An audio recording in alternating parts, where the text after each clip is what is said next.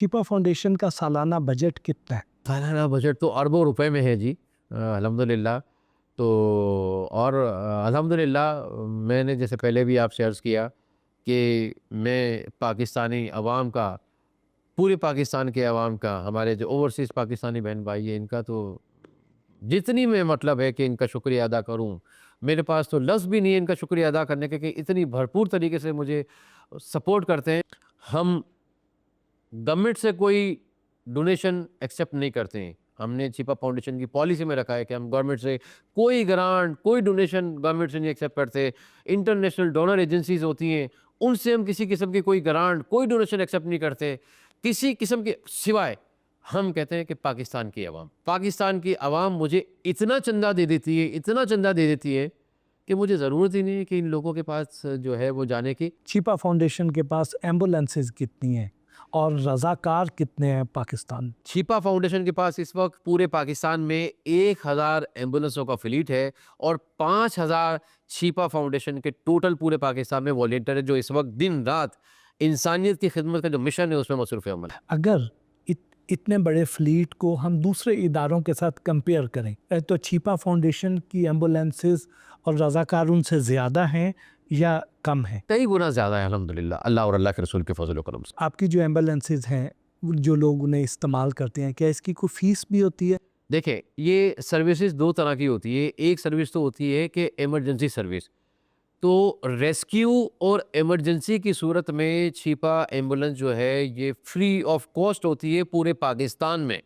अच्छा, अब दूसरी नॉर्मल पेशेंट शिफ्टिंग ये कि मिसाल के तौर पर एक शख्स को अपने चेकअप के लिए हॉस्पिटल जाना है और हॉस्पिटल से वापस अपने नॉर्मल चेकअप करा के जो है ना वो अपने घर आना है। इसमें कोई इमरजेंसी नहीं होती, कोई रेस्क्यू नहीं होता, कोई इमरजेंसी नहीं होती। उसकी हमने बहुत मामूली सा जो है एम्बुलेंस का फ़ंड रखा है, तो वो मतलब है कि हम लेते हैं। अच्छा, उसमें से भी अगर कोई शख्स नहीं दे पाता, उसके पास नहीं गुंजाइश है देने की, तो हमारे पास ज़कात का अल्हम्दुलिल्लाह एक बहुत बड़ा फ़ंड होता है।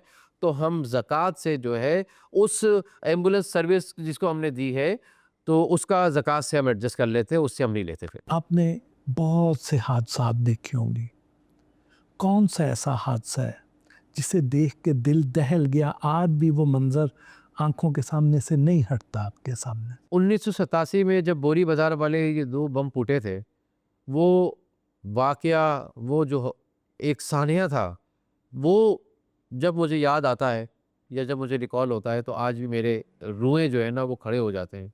तो ये एक बहुत बड़ा, और उसके बाद तो सैकड़ों नहीं हज़ारों वाक़यात, मतलब इन 40 वर्षों के अंदर आप यूँ यूँ कह लें कि क्या कुछ नहीं देखा, क्या कुछ नहीं देखा। इन 40 वर्षों में क्या कुछ नहीं देखा और क्या कुछ फ्रंट लाइन पर आकर आगे जो है वो काम नहीं किया। 2-3 ऐसे वाक़यात को बताइए। मतलब आप देखें कि एक वक़्त यहाँ ऐसा गुज़रा कि बम धमाके हुआ करते थे और उन बम धमाकों के अंदर ऐसा होता था कि पहला धमाका हुआ, हम पहुँचे, उसके बाद जो है वो अभी वहाँ पहुँचे ही हैं तो उसके बाद दूसरा बम धमाका हो गया।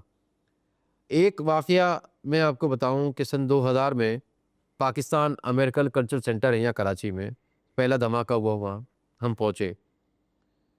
तो बीडीजी से बम डिस्पोज़ल वाले वो उन्होंने वो उसमें कोई ज़्यादा नुकसान नहीं हुआ था।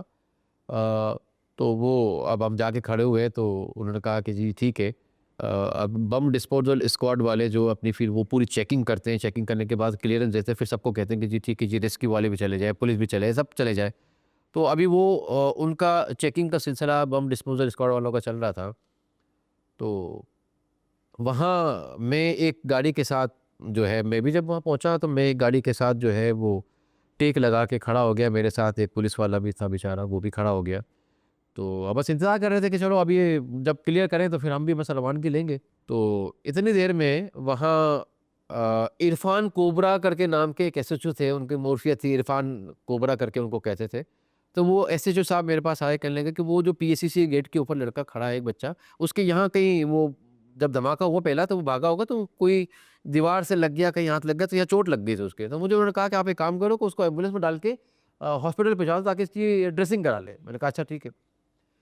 अब मैं उस कार के साथ जिसके टिक लगा के खड़ा हुआ था, मैंने वो कन्नाथ पुलिस ने जो है लगा के वो लगाई, तो मैं वो कन्नाथ हटाने के लिए गया कि कन्नाथ हटाऊँ ताकि एम्बुलेंस आगे भेज दूँ और वो उसको जो है वो कर मैंने मुझे मेरे सामने मेरे भाई मुझे नज़र आए, एक रज़ाकार नज़र आया, तो मैंने उनको कहा कि मैं ये कन्नाथ हटा के एम्बुलेंस लेकर आ रहा हूँ, आप उस बच्चे को जो खड़ा हुआ है पीएससीसी का स्टूडेंट ही था वो, तो उसको आप ज़रा करीब लेकर आ जाओ ताकि एम्बुलेंस डाल के उनको भेजें ताकि वो ड्रेसिंग करा ले।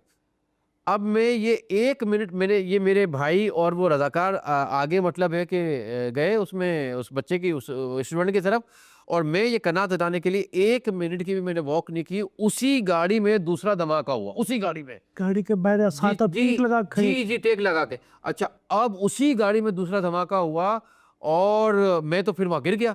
तो अब वो जो पुलिस वाला बेचारा मेरे साथ खड़ा मुझे कहने लगा, "छिपा साहब मेरी शादी है, मैं झेलम का रहने वाला हूँ।" तो मुझसे ये उस वक़्त पहले वाले धमाके के बाद बातें कर रहा था। तो अब कह रहे धमाका हो गया, ऐसा ना हो कि मेरे अफ़सरान मुझे कहें कि भाई अब तुम्हारी छुट्टी जो है वो तो कैंसल होगी, तुम गाँव अपनी शादी पे नहीं जा सकते। ये हम मुझसे खड़ा वो बातें कर रहा। उस वो बेचारा मैं उसको तसल्ली दे रहा था कि नहीं भाई कोई ऐसा मसला नहीं, क्यों दिल छोटा करते हो? आप जेल में भी जाओगे, आप शादी भी आपकी होगी, आप नहीं परेशान हो, अल्लाह अच्छा करेगा सब। वो बेचारा पुलिस वाला उस गाड़ी के बोनेट के साथ 14-15 फीट ऐसे ऊपर मतलब है कि गया, तो उसकी टाँग किधर, उसका पाँव किधर, उसका सर किधर, आप यकीन करें कि मैं तो कहाँ का रह गया, कहाँ का रह गया। और कितनी बार मौत को इतने करीब से देखा? मैं कहता हूँ कि मौत को करीब से जितनी दफ़ा मैंने देखा है कि शायद मतलब आप देखें कि जब यहाँ कराची में झगड़े चल रहे थे, कराची जल रहा था, कराची में लॉ एंड ऑर्डर की सूरत-हाल बिल्कुल तहस-नहस हुई हुई थी। तो यहाँ तो मतलब गोलियाँ चलना तो जो है ना वो तो ऐसा था कि बिल्कुल आप तो मतलब कोई शख्स जो है वो तो महफूज़ नहीं था यहाँ पर, कोई शख्स महफूज़ नहीं था। एक दौर में कराची में लाशें पार्सल होती थी, बोरी बंद लाशें मिलती थी। कौन सी ऐसी लाश थी जिसे देख के आप फूट-फूट के रो पड़े हों, बड़ा दिल दहल गया हो कि ये क्या जुल्म किया? अरे! मैं तो आपको क्या आप किसी एक की बात कर रहे हैं, मैं तो आपको सैकड़ों नहीं हज़ारों लाशों की बात कर रहा हूँ कि जो जब वो आती थी और फिर जब उनके घर वाले मतलब है कि आते थे और उनके घर वालों का रोना, धोना, चीखना, चिल्लाना, तो आप यकीन करें कि उस वक़्त तो मेरी भी आँखों से आँसू जारी होते थे और वो यही कहते थे कि इसने किया है? इसका कसूर क्या था? मरने वाले का क्या कसूर था? क्या कौन जवाब देगा इसका? कौन पूछेगा? जब हकीम सईद साहब का मर्डर हुआ, उस वक़्त आपका वहाँ पे जाना हुआ? जी, मैं तो स्पॉट पे पहुँच गया था। जब हकीम सईद साहब का वो सिविल अस्पताल के से जो है मेरा ख़्याल शायद 10 मिनट की भी मुश्किल से वॉक होगी कि जहाँ ये वाक़या मतलब पेश आया।